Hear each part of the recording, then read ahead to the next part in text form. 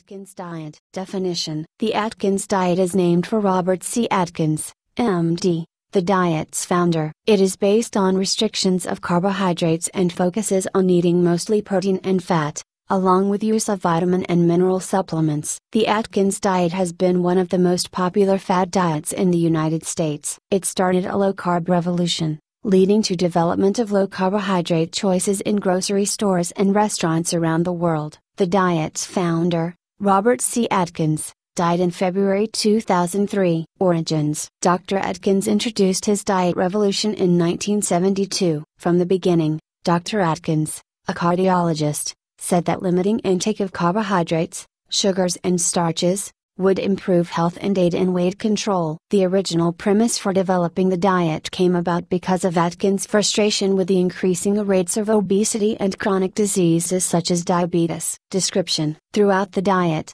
Dr. Atkins recommended drinking at least 8 8-ounce glasses of water each day to avoid dehydration and constipation. He also recommended daily intake of nutrients through a good multivitamin supplement. Finally, Dr. Atkins mentioned getting plenty of exercise to speed weight loss. The Atkins diet consists of 4 distinct phases that participants should go through to achieve and maintain weight loss. Induction: the induction phase is not required, but that doing so jumpstarts weight loss as dieters cut back significantly on carbohydrate consumption. According to Atkins' Advantage Notes, the induction phase can make people feel revitalized, since carbohydrates cause blood sugar spikes that lead to fatigue and other symptoms. The diet also claims that the induction phase will help dieters see the benefits of fat burning and strengthen their immune systems. This is by far the most restrictive of the 4 phases, allowing no more than 20 net carbohydrates per day. This equals roughly 3 cups of salad greens or other non-starchy vegetables. Participants can eat. Phases of the Atkins diet. Induction: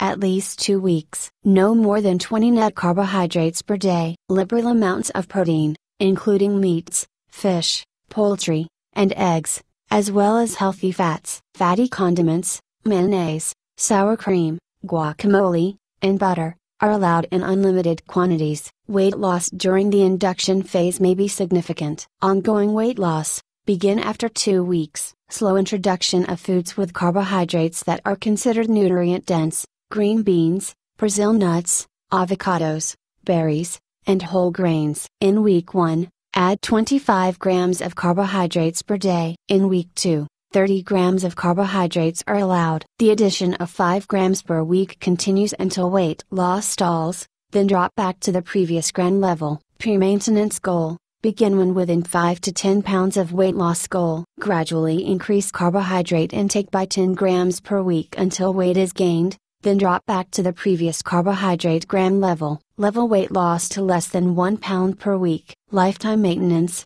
begin 1 month after weight loss goal is achieved. May be able to consume from 90 to 120 grams of carbohydrates a day, depending on age, gender, and activity level. Maintaining weight goal is more likely if carbohydrate intake remains at the level discovered in pre-maintenance. Illustration by GGS Information Services. Thompson Gale. Liberal amounts of protein, including meats, fish, poultry, and eggs, as well as healthy fats. Healthy fats include vegetable and seed oils. High-fat condiments such as mayonnaise, sour cream, guacamole, and butter are allowed in virtually unlimited quantities. The Atkins theory is that these high-fat foods enhance the flavor of meals, making the Atkins diet easier to maintain. Atkins has reminded dieters that while unlimited quantities of fats and proteins are allowed, the advice is not a license to gorge. Dieters are said to feel hungry for the first 48 hours as their bodies adjust to the abrupt reduction in carbohydrates. Weight loss during the induction phase is said to be significant. The phase is recommended to last at least 2 weeks. Ongoing weight loss. The second phase of the Atkins diet moves into ongoing weight loss. It involves slow introduction of foods with carbohydrates that also are considered nutrient dense. Most of the carbohydrate calories come from vegetables. Atkins dieters still eat a higher proportion of proteins and fat, but they gradually add more carbohydrates into the diet. According to Atkins, The purpose of the phase is to continue to burn and dissolve fat while maintaining appetite and craving control. This phase also introduces the dieter key terms: ketoacidosis, an imbalance in the makeup of body fluids caused by the increased production of ketone bodies. Ketones are caused by fat breakdown to a broader range of foods and helps to determine the dieter's threshold level of carbohydrate consumption. It is the intention of this phase to deliberately slow weight loss. If weight loss continues, carbohydrate intake is gradually increased each week. In week 1, the dieter can add 25 grams of carbohydrates per day. In week 2, 30 grams of carbohydrates are allowed. This addition of 5 grams per week continues until weight loss stalls, then the dieter drops back to the previous gram level. Typical tolerance levels may range anywhere from 30 grams to 90 grams per day. Atkins literature says that the more a dieter exercises, the more carbohydrates he or she can tolerate. The Atkins diet recommends choosing carbohydrates first from vegetables that are low in carbohydrates, then from other sources that are fresh foods high in nutrients and fiber. Examples of low carbohydrate vegetables are lettuce, raw celery, and cucumbers. Nutrient-rich carbohydrates are green beans, Brazil nuts, avocados, berries, and whole grains. Pre-maintenance. The Atkins diet considers the third phase a practice for lifetime maintenance of goal weight and healthy eating habits. When the goal weight is within 5 to 10 pounds, the dieter gradually begins to increase carbohydrate intake by 10 grams per week until weight is gained, then drops back to the previous carbohydrate gram level. The purpose is to level weight loss to less than 1 pound per week. The dieter should continue at this rate until the goal weight is reached, then for 1 month past that time. The goal is to achieve a level at which weight is neither gained nor lost and to internalize the habits that become part of a permanent lifestyle. Examples of vegetables that contain about 10 grams of carbohydrates are 3/4 c. of carrots, 1/2 c. of acorn squash, 1 c. of beets, and 1/4 c. of white potatoes. Legumes and fruit are the next preferred food groups for adding 10 grams daily. 1/2 apple contains 10 grams of carbohydrates, as does 1/3 c.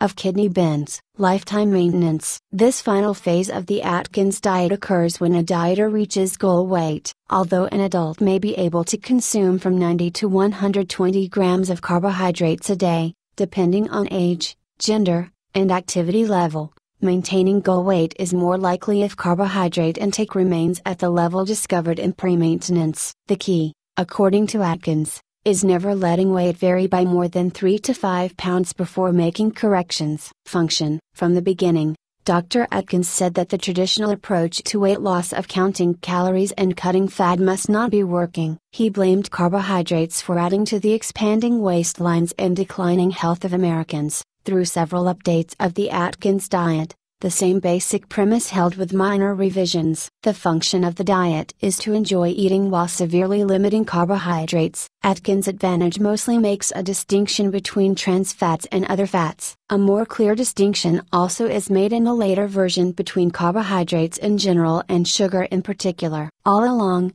Atkins has emphasized that a focus on protein builds energy, repairs muscles and bones, and boosts the metabolism. Benefits. Some dieters have had at least initial success with the diet and have found the liberal rules regarding protein and fats more tasteful and filling than other diets. Advice from the Atkins plan concerning behavioral changes can be helpful, such as shopping the perimeter of the grocery store, where the unprocessed foods are located. In recent years, the program has attempted to modify some of its advice to more closely fit traditional advice from registered dietitians. For example, more clearly defining the types of fats to emphasize in the diet may help avoid mistakes by some who follow the diet to overeat unhealthy fats and increase risk for heart disease. However, experts have said that the diet still contradicts mainstream views concerning health promotion and disease prevention. Precautions. The average carbohydrate intake recommended by the Atkins diet is well below averages generally recommended by other experts. Studies have shown that even though people may lose weight on the Atkins plan, they do not necessarily keep the weight off long term because the diet does not teach sustainable lifestyle changes. Like many fad diets, the Atkins plan produces and promotes many food products associated with its diet plan. As of 2007, these products included bars, shakes, and candy. So although the plan argues against processed foods and snacking, the company also heavily promotes use of its nutritional products to support weight loss or maintenance. Most importantly, followers of the Atkins diet have reported suffering from muscle cramps, diarrhea, general weakness, and rashes more frequently than people on low-fat diets. Others have reported constipation, bad breath, headache, and fatigue. The American Dietetic Association has warned that any diet that severely limits one food group should raise a red flag to dieters. Risks. Beyond the reported side effects and concerns about the diet's long-term effectiveness, some serious problems may arise for Atkins diet followers. One problem that has been documented is called ketoacidosis. This occurs when there is a buildup of the byproducts of fat breakdown because the body does not have enough glucose available. The condition can be dangerous, resulting in cell damage, severe illness, and even death. The low carbohydrates eaten by those on the diet are below those needed to supply the brain and muscles with sugar. Critics of the diet have also long focused on the risks of unlimited fat intake that the Atkins diet allows. Eating large amounts of saturated fat, even if weight is dropping, can lead to high levels of cholesterol and heart disease. However, this is not necessarily always the case. Cholesterol levels tend to decrease in many individuals when they lose weight, even if eating an unbalanced diet. Long-term research remains to be done in this area. Research and general acceptance. Research results have varied over the years concerning the Atkins diet. The research has tended to support that Atkins followers have experienced comparable or higher weight loss than people on traditional low-fat diets with higher amounts of carbohydrates, but for only a 6-month period. After 12 months, weight loss was about equal. Some research also has shown that the diet has not produced damaging cholesterol or heart effects,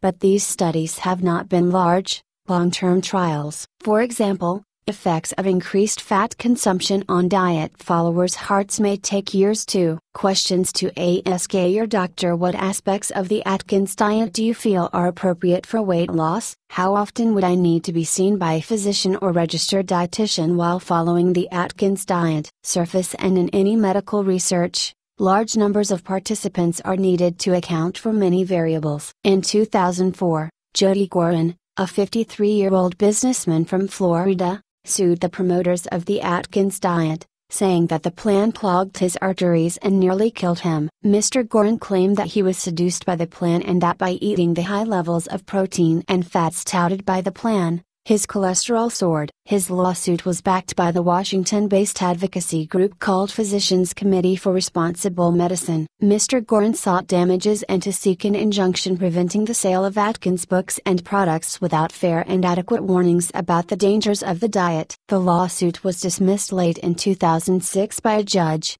but an appeals continue. Atkins Company filed for Chapter 11 bankruptcy protection in July 2005. The company completed its Chapter 11 reorganization by January 2006, having streamlined some operations, and continued to operate early in 2007, making Dr. Atkins' diet run more than 35 years long. Controversy even surrounded Atkins' death in 2003. Though he died when he slipped on the ice outside his office in February 2003, he spent 8 days in a coma before dying, and a copy of the medical examiner's report showed that his weight upon death was 258 pounds. Critics of Atkins' diet said that this was considered obese for a man who was 6 feet tall. His allies said that most of the pounds were gained in Atkins' time in a coma because of fluid retention. But even while Atkins was alive, he had reported problems with his heart, though his physician's counsel said the trouble was from an enlarged heart, which had stemmed from a viral infection, not from his diet. Though Dr. Atkins added that numerous studies pointed to the fact that carbohydrates were to blame for weight gain, an explanation for how his diet program worked was never really offered by researchers. Numerous studies continued throughout the 1990s and even after Dr. Atkins' death. Though some studies shows that people on the Atkins diet often lost weight faster in 6 months than those on other weight loss programs, the long-term effectiveness and possible harmful effects of the Atkins diet required more study. In 1992, Dr. Atkins updated his diet revolution, and by 2004 Dr. Atkins' new diet revolution had sold more than 45 million copies and been translated into 25 languages. The new plan was the same, but the maintenance portion of the diet was made a little more liberal. The diet was extremely popular, as were Atkins Nutritionals products, such as vitamin supplements and numerous food items. A later web-based version called the Atkins Advantage emphasized the products of Atkins Nutritionals and offered additional books, software, and information on a company website to support the program's goals and products.